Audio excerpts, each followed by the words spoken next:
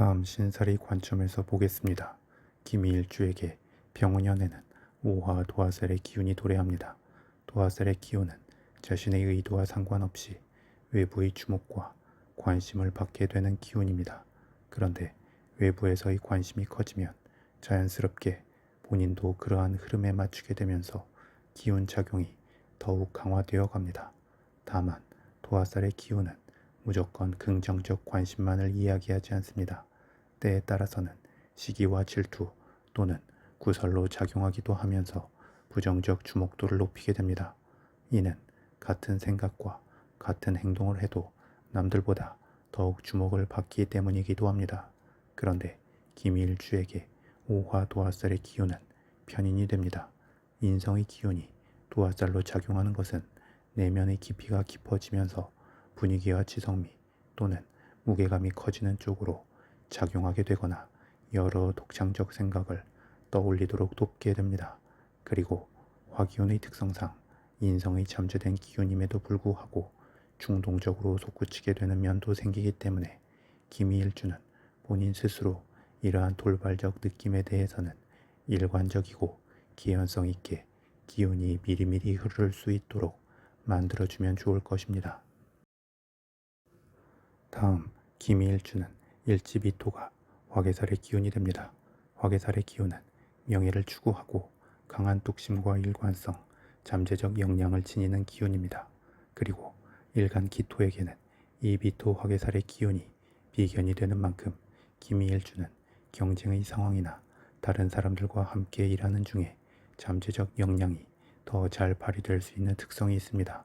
하지만 또 화개살의 기운이 강한 고집과 뚝심이 있는 기운이기도 한 만큼 김이일주에게는 자존심과 주체성, 독립심 등을 심어주기 때문에 이러한 부분에 대한 자극을 받는다면 필요 이상으로 감정적 대치를 할 수 있는 여지도 생기게 됩니다. 그리고 이러한 김이일주에게 병운년에 오화 도화살의 기운이 도래하는 것은 자기 세상이 커지고 주변 사람들로 하여금 김이일주에 대한 궁금증을 더하게 되는 느낌으로 나타나게 됩니다. 외부에서 김이일주에 대한 궁금증이 커진다는 것은 그 자체로 관심이 늘어나는 것을 의미하기도 하고 그 관심은 부정과 긍정을 담보하지는 않습니다. 대신 기존의 흐름에 대한 역반응으로 작용할 여지를 갖습니다. 그래서 기존에 열심히 앞을 향해 질주하고 성과를 이루었다면 병운년에는 주춤하고 정체되는 면이 생길 수 있기 때문에 주변의 부정적 관심이 더해지는 면이 있습니다. 반면 기존에 침체되거나 정체되어 있었다면 병운년에는 본인이 활동해 나가는 만큼 뒤에서 지속적 에너지가 솟구치게 되기에 긍정적 관심이 더해지고 그러한 관심을 받는 만큼 김이일주도 계속 새로운 면을 선보일 수 있을 것입니다. 다음 김이일주는 병운년에 양인살이 기운을 맞이하게 됩니다. 양인살은 그 자체로 저돌적이고 고집스러우며 투쟁적인 기운이 됩니다.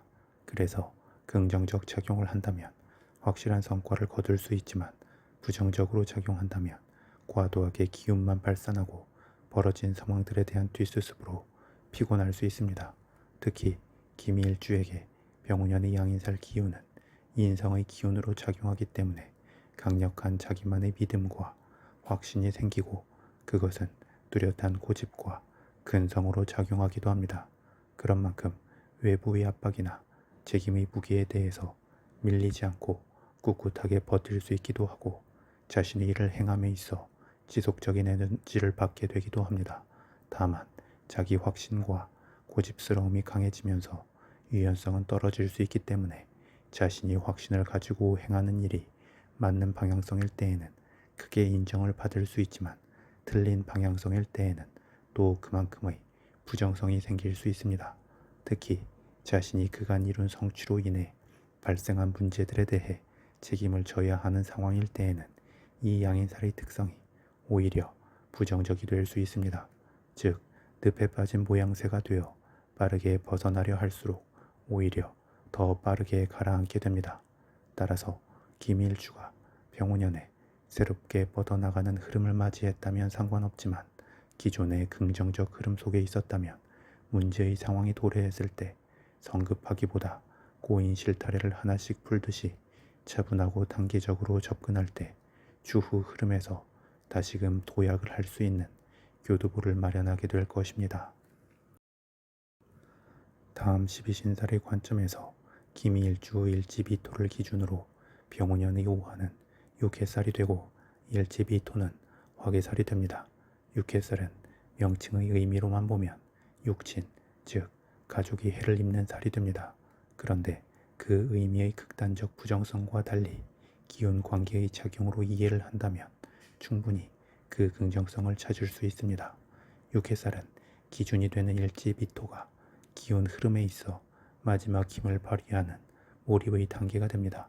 그만큼 일지비토의 작용에 있어 군더더기 없이 집중력이 커지는 것입니다.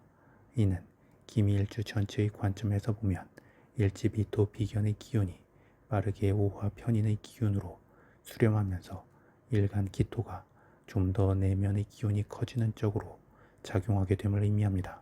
그리고 육해살은 지게의 지지대에 비유되기도 하는 살인데 이 기운이 인성으로 작용하는 만큼 자신과 세상을 향한 지지대의 역할을 하기 위해서는 크게 품고 크게 버티면서 자신의 기와 재능을 좀 더 많은 사람들과 공유하고 많은 사람들 앞에 드러내어 기쁨과 효용성을 주도록 해야 합니다.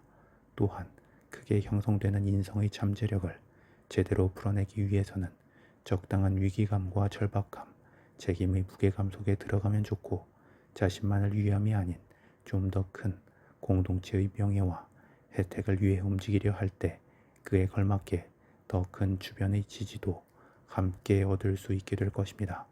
이는 또 다르게 해석하면 기미일주가 병원년에 어떤 압박의 상황에 처했을 때 그것은 부정적이거나 피해야 하는 상황이 아니라 다음을 위해 긍정적으로 풀어낼 수 있는 기회의 시그널로 생각하면 좋다는 의미가 되기도 합니다.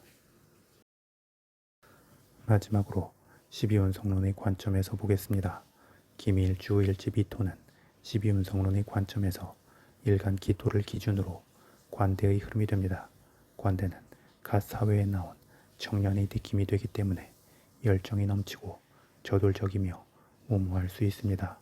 또한 경험의 완숙미가 부족하기 때문에 넓게 상황을 관주하기보다는 앞만 보고 치열하게 움직일 수 있고 막힌 길을 돌아가려는 여유와 융통성을 발휘하기보다 일단 부딪히고 돌파하려는 느낌으로 나타날 수 있습니다.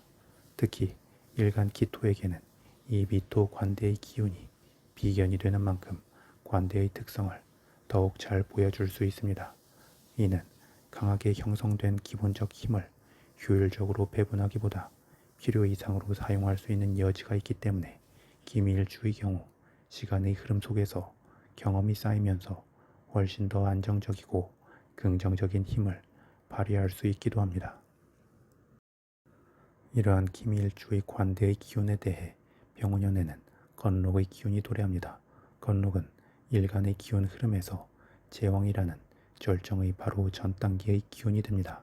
그래서 여전히 정점을 향한 목표의식이 강하게 남아있으면서 아직 완전히 정점에 이른 것은 아니기 때문에 외부의 견제는 제왕에 비해 덜한 상태입니다. 또한 장생과 복욕, 관대의 흐름을 지나온 기운이기 때문에 의욕만 넘치고 유연함이 부족한 상태가 아니라 완숙미가 자리잡고 융통성 있게 상황에 대처할 수 있는 상태이기도 합니다. 그만큼 적당한 여유로움과 열정, 지혜가 균형감을 이룬 흐름이어서 보통 12운성론의 기운 흐름에서는 건록을 가장 긍정적으로 보기도 합니다. 다만 이러한 완숙한 상황 조율 능력은 자신의 부정성에 대해서도 부드럽게 넘기고 무시하려는 특성으로 나타나기에 목욕의 단계와는 또 다른 느낌의 아나무인적 모습을 보일 수도 있습니다. 따라서 건록은 각종 구설수를 지혜롭게 다룰 수 있다는 의미가 있을 뿐 무조건 아무런 구설 없이 안정적이기만 하다는 의미는 아닙니다.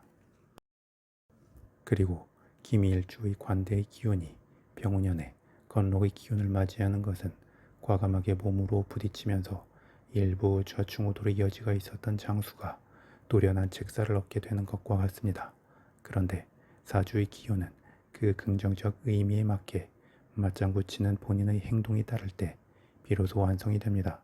따라서 노련하다는 것은 성급하거나 무모하지 않음을 의미하기에 김일주는 병원연의 겉에 보이는 흐름이 부정적이든 긍정적이든 그 흐름에 속절없이 휘말리기보다 여유를 가지고 차분하게 대응해 나갈 때 병원연뿐만 아니라 그 다음 흐름에서도 긍정적으로 만들어갈 수 있는 기반을 다지게 될 것입니다.